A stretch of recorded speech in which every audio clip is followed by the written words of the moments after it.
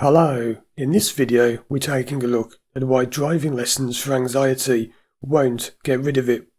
By the end of watching this video you're going to see how taking lessons with a driving instructor will be a complete waste of time when it comes to overcoming the fear of driving. My name's Paul and I've been a driving instructor for over 20 years. I've trained over 1,000 people to drive, trained hundreds of driving instructors, and I now work online as a therapist, helping people all over the world to overcome their fear of driving.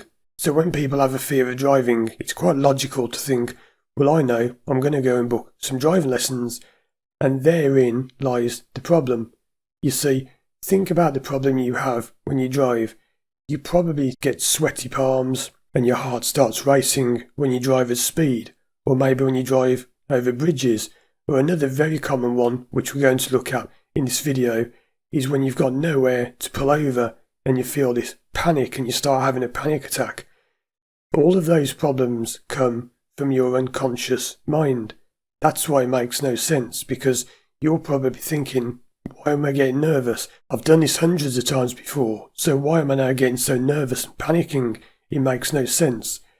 So you see, it doesn't make sense because it's an unconscious problem in your unconscious mind.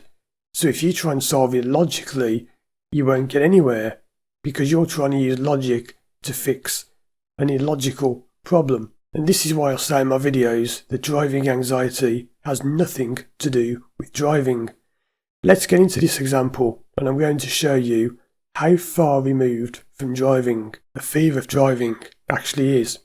So as an example of why driving lessons won't overcome a fear of driving, we're going to take a look at the classic situation that people come to me with, where they say, I feel really nervous when there's nowhere to pull over. If I'm on a road and I start to overtake a lorry, or maybe there's just no extra lane, no spare lane to pull over in, I feel horrible and I start having panic attacks, and I feel like I'm passing out, and I'm worried I'm going to faint and have a massive crash. Let's have a look at how a driving instructor would handle that, and when you see how it really must be handled, you'll laugh at what a pathetic attempt a driving instructor is making at fixing this problem. So a driving instructor would not know anything about the mind, and they would just take you out driving and book you on a course of lessons straight away. Not going to work because you're focusing on the symptom. Your driving anxiety is a symptom. It's how the real problem is showing itself, but it's not the real problem itself. So with a driving instructor, you could waste hours driving up and down the roads at different speeds, and the instructor saying things like, you're fine, you've got a nice distance ahead of you, you've got distance behind you, you've got space, you're safe. And they always talk about space and safety and speed limits and checking the mirrors and being aware of your surroundings. None of that is going to fix the problem. You might find you feel better for a few minutes, but then as soon as the instructor gets out of the car and you do it on your own, the panic will come back. Why? Because you haven't fixed the problem properly. We'll come back to talking about driving instructors later on and why they misguide people with things like saying you've got panic disorder syndrome and you've got anxiety disorder and all this nonsense. We'll come back to that later. But let's have a look now at how you would actually properly fix this with a therapist. And I do warn you that this will blow your mind. When you see what the real cause of this can be, you'll think, wow, that makes so much sense, but at the same time it doesn't make sense, and I can understand exactly why a driving lesson would do nothing. So I'm going to use the example again, the same thing as before, somebody who panics when they can't pull over. One thing I would like to say before I get into this is please don't give yourself some self-diagnosis that what I'm about to say is the cause of your problem. Everyone's problem is different. Everyone's cause is unique. Now, while this can be true, and it's true for many people, does not mean it's true for you. So please take this as an example only. If you want to speak to me and find out what the cause of your problem is, then you can contact me through my website, firstdrive.com. But for now, let's just look at this example, and you'll see how far removed from driving lessons fixing driving anxiety really is. So I start talking to a client and they tell me that the driving anxiety began when a relationship ended. And straight away, because of my years of experience of doing this, I'm thinking, there you go, that's got something to do with it. And this is where people often go wrong. Amateurs who just have a go at this and they just think, I've watched a few videos and I'm an expert on this, they would say, well, there you go, it's because the relationship ended and your emotion from that relationship is coming out when you drive. No, that's not the case. And I would be able to tell by the way you said that it wasn't the case, or if it was the case. We need to find what the root cause is. But this is just peeled back one layer of the onion. All we've done is found out so far that your driving anxiety began when a relationship ended. Now, why did the relationship end? Well, let me tell you this. This is an interesting psychological fact. Did you know that most people choose their partner based on their parents? It's a popular saying that most men marry the mother and most women marry the father. Did you know that? Because what people subconsciously do is they look for things in a partner that they had from the parents. So let's just say that their relationship began because they saw that this person they entered a relationship with was going to be very critical. And if you're wondering what this has to do with driving anxiety, bear with me, it's a long story, but we will get there. You need to understand that if you started a relationship because the other person would criticise you a lot, that's probably the reason the relationship ended. Because people often say, well, I got sick of them putting me down all the time, criticising me, laughing at me all the time. Funnily enough, that's why you started the relationship. Because you see, your mind at a young age would have thought, my parents must love me because they're my parents. My parents criticise me, therefore criticism equals love. Now let me go over that again, because if this is the first time you're hearing this, and you're probably thinking, what has any of this got to do with the fear of driving at speed, you'll soon see. So, your parents criticised you a lot as a child. Your mind thinks, therefore, criticism equals love, because my parents must love me and they're criticising me. You then enter a relationship with someone who will criticise you, and then you start having problems, because you see, you need to escape the criticism.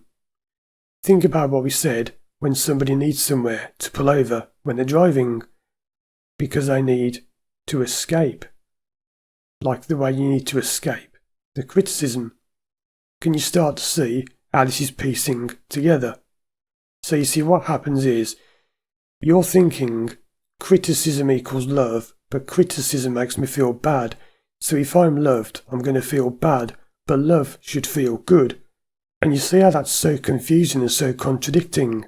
And this creates a loop in your mind that criticism equals love, but love hurts, but love should be good, and you need love. So you need someone who's going to criticise you to make you feel loved, but that makes you feel bad.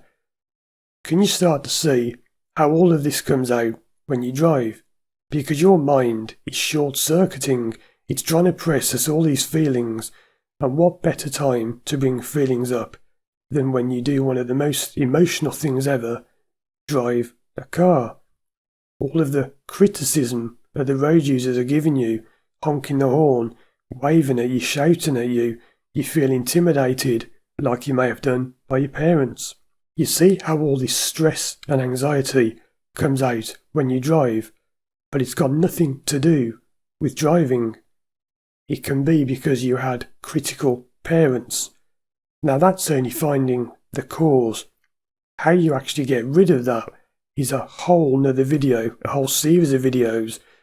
But you see how the problem is that the reason you have driving anxiety is because when you drive, your mind is firing off all these feelings about your parents criticising you, which goes to a relationship, which leads to the breakup, which leads to other things. All of these problems are interwoven. And can you see how far we've come from the driving? So a therapist will be working on things like your childhood memories, the way you perceive love, the way your parents looked at you, the way you were brought up, the way you perceive yourself in relationships. Can you see how a driving instructor telling you to check the mirrors and keep space around you is never ever going to fix driving anxiety, because it's nothing to do with the driving. It comes from when you were a child and you've got all these feelings and thoughts in your head that are misplaced. That's why your driving anxiety feels so misplaced, because when you're driving at speed or driving over a bridge, you're actually reliving a childhood memory of something your parents said to you, which then caused you other problems in your life, and all those problems have got knotted up and tied and attached to that problem. And there's a driving instructor saying, check the mirrors, make sure you've got space around you, you can do it.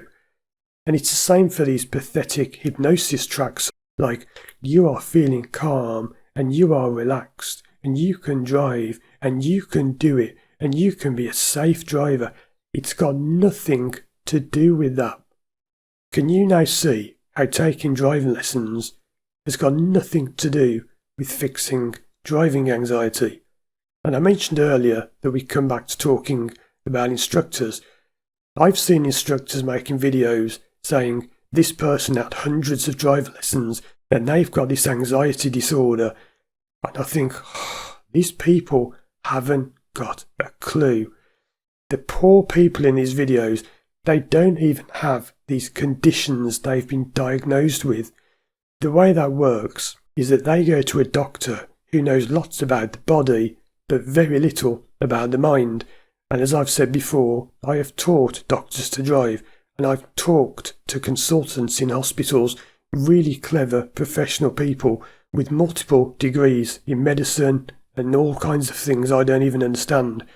And when they ask me what I do for a living, and I say I'm a hypnotherapist, they say, wow, that's really interesting, because I meet people with anxiety and I never understand what it's all about. You see, when you go to see a doctor, they have to give you a label.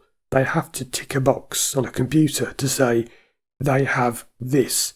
They can't just say, we don't know what that is, sorry, we can't help you. They have to give you some kind of label. These people then go off saying to everyone, hey, I've got anxiety disorder.